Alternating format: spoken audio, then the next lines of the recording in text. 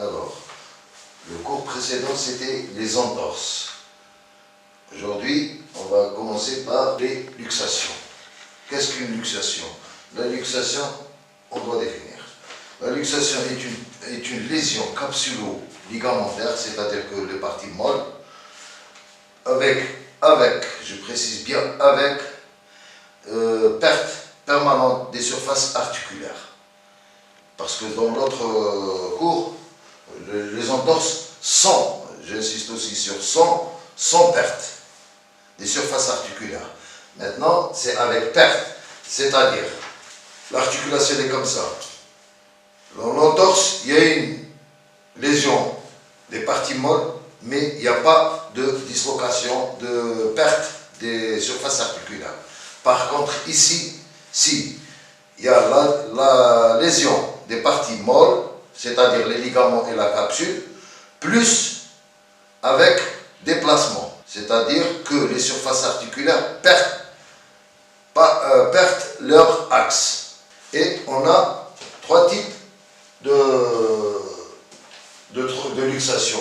On a une luxation traumatique, c'est-à-dire en recevant un choc, ça peut nous provoquer une luxation.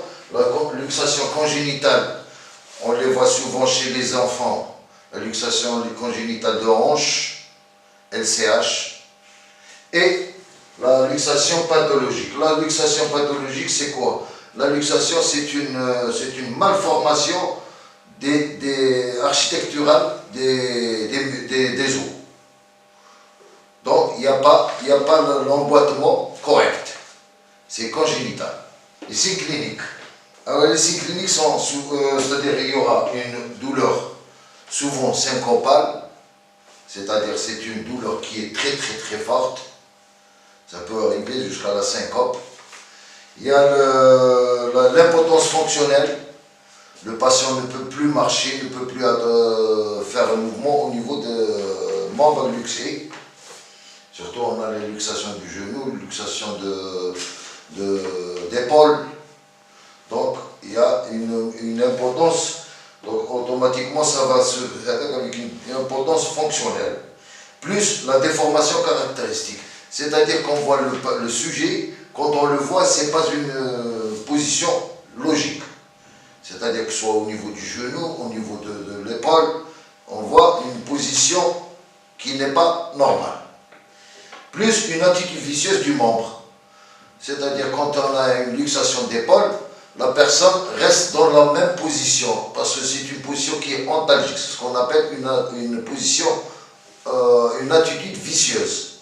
C'est-à-dire le malade ne peut plus se remettre debout